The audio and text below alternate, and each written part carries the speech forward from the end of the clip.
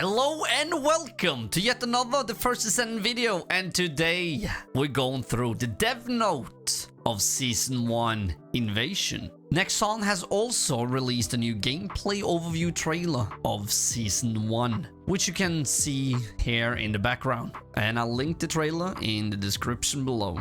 We got a lot of new stuff coming in Season 1. And one of those things, I'm gonna say that right now. We talked about the progression system in a past video. I'll link it right here. And I talked about that the new progression system will reset every season. There was a lot of people who said, no, it's not that system. But here we are. It is. And how this progression system will work is that you upgrade what you need and what you want depending on the activity. So one activity might require this buff, another activity might require this other perk or ability. So you're upgrading this new seasonal progression system depending on what you want to be stronger at, but also what you need for that and that specific mission. Like in the new dungeons, the enemies have shields that you can only take down with one specific ability or perk from the progression system. So to take down that shield, you need to put a point in the progression system to get a perk so you can take down that shield. So let me simplify it. With this new seasonal progression system, you need to have different perks to take down different shields or enemies or other stuff or become stronger, and that will reset every season, which is okay. And the next season it will have different perks and abilities and shields or whatever. So I like this change. And of course, the Vulgus are back. When invasion season begins, the invasion event will occur daily in 2 of the hard infiltration operation dungeons. In the dungeon when invasion has begun, you can stop by selecting either infiltration operation or invasion. An invasion event can be cleared twice per day for each dungeon. And these are solo.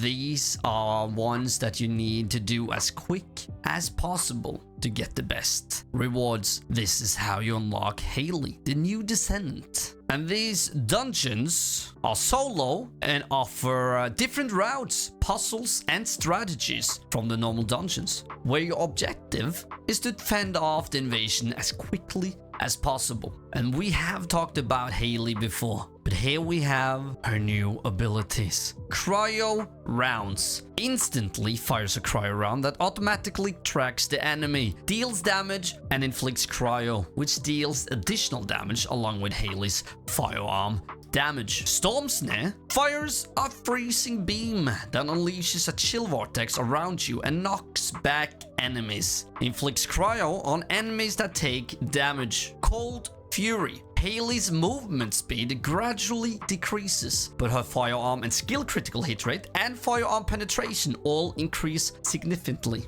Zenith replaces Haley's weapon with her unique weapon anti-material sniper cannon. Penetration of the anti-material sniper cannon and firearm attack greatly increase and deal additional chill skill damage. Recovers MP upon successfully attacking weak points and decreases the cooldown the more bullets you have remaining when the skill ends. And if you didn't know this, Haley is a new chill-based descendant coming in Season 1. And with the new seasonal progression system, which we talked about at the start of this video, we have something named Hunt, which improves the descendants' basic stats. Attribute improves the descendants' attribute resistance. Recovery improves the descendants' recovery. Survival receives a defense buff that activates under certain conditions. Season, which are the shield thing I talked about, receives an effect that is useful for invasion dungeons. Inversion Reinforcement is a progression system that only lasts for the season. You can learn the Inversion Reinforcement effect using the Iron Heart Particle, which can be earned by clearing invasion dungeons or being active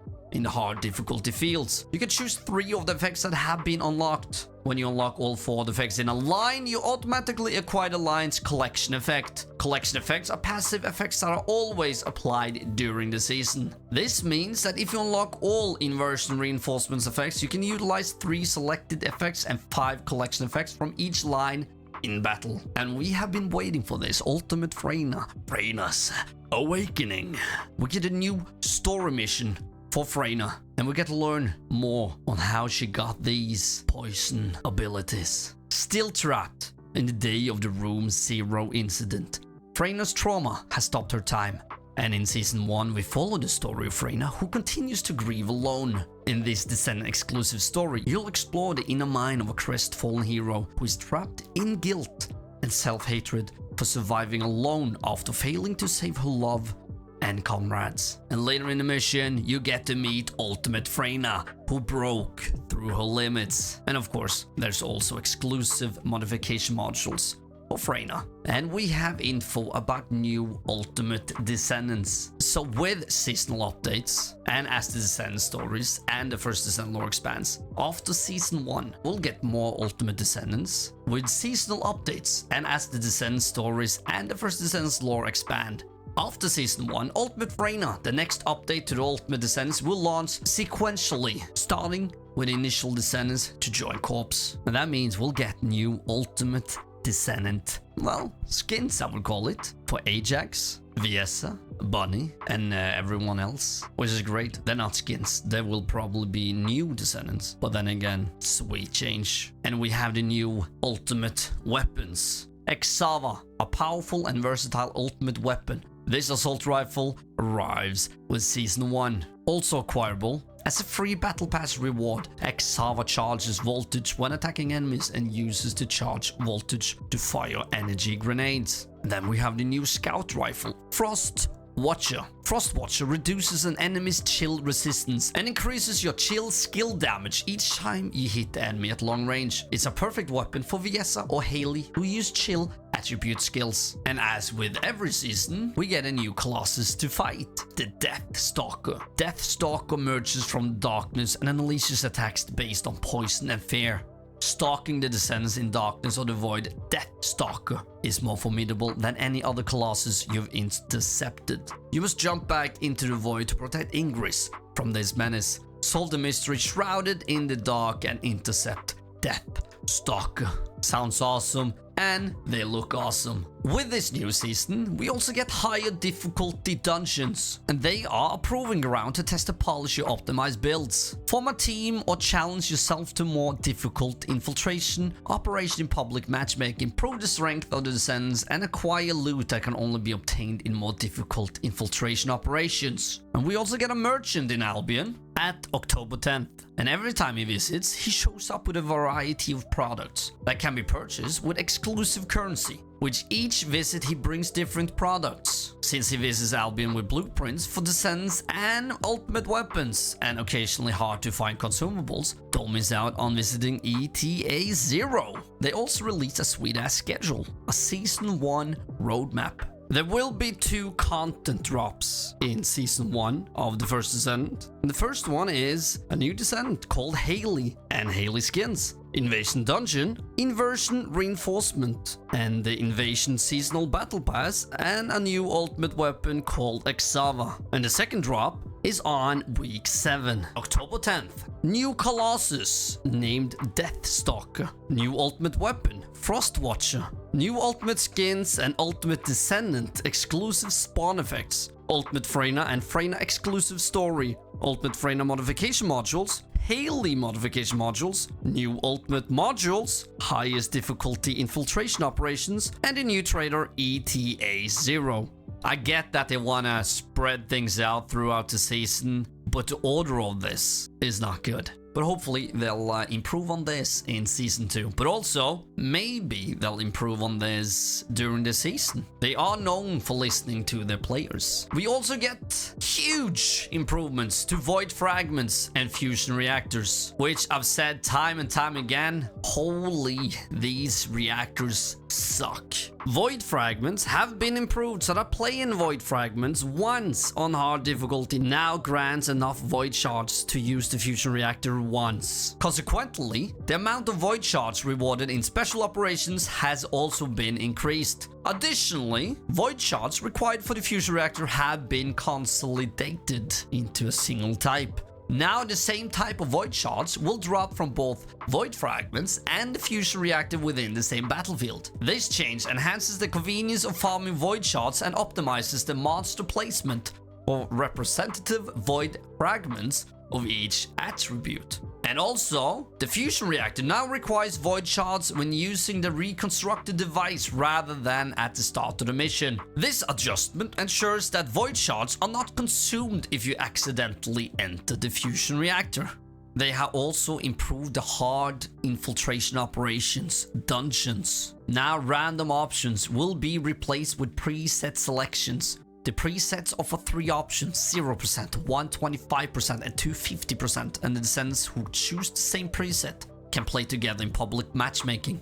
In addition, to prevent the number of types of matchmaking pool from growing indiscriminately, descendants who will select the same infiltration operation will now be matched together regardless of the selected rewards. Instead, the global effects that were applied based on selected reward will be removed. Lastly, the timed occupation mission will be removed from hard infiltration operations and replaced with extermination battle, where the time can be reduced based on the descent skill. I like these changes, I gotta say, I like these. More ways to grind, more items to grind. Grind for life. And now about socket types. And these are for when you need to reset descendants levels or weapons. Now once you assign a socket type, the socket type granted to that slot is permanently saved, so you can easily change it to the previously granted socket type at any time. For example, if a descendant is an Almanite socket or Malachite socket, you can easily choose between Almanite and Malachite in that socket afterward.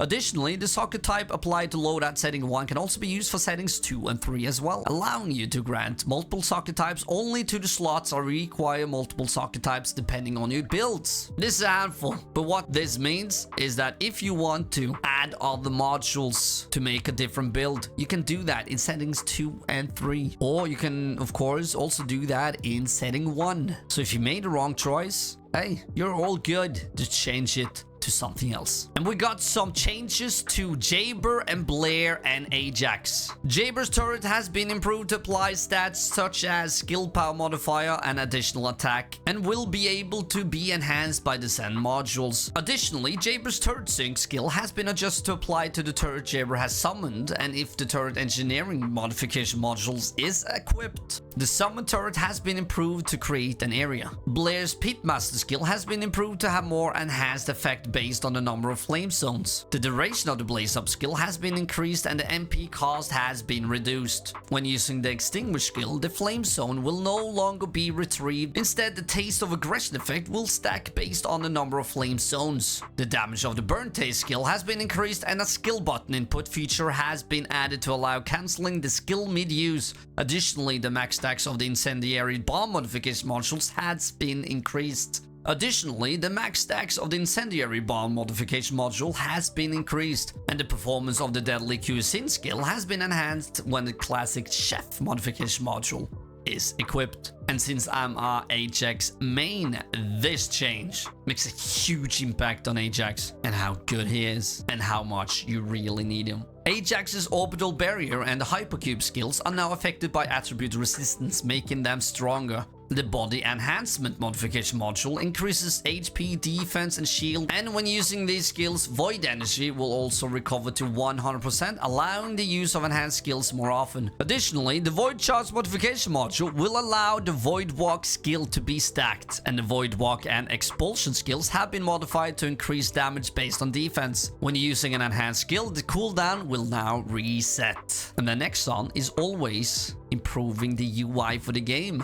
And this time, we're gonna feature to designate random options for the external components junk filter and reactor. This allows you to conveniently designate items that don't have the needed random options as junk. Additionally, dismantling items in combat is now available. The shapes displayed to show your preferred item attachments can now be designated using a variety of shapes, enabling you to manage them with different shapes according to the users. A favorites feature has been added to the research menu, and the acquisition information of the applied item will now be shown on the map. which means if you need batteries, I guess they will show how many you need and where to get them. Other updates include additional improvements to the icon information display that was included in version 1.0.7, a feature to disable voice playback during hard missions, the additional visual information to the encrypted vaults, and other various improvements. And this season we got a lot of great changes. What they mentioned in this dev note is awesome, but I think one of the best things is to disable voice playback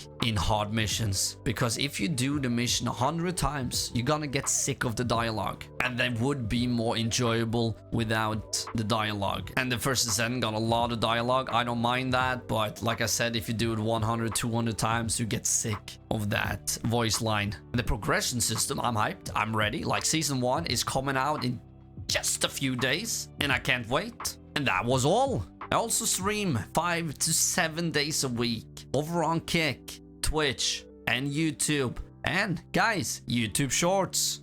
Guys, have a good one. Thank you for watching.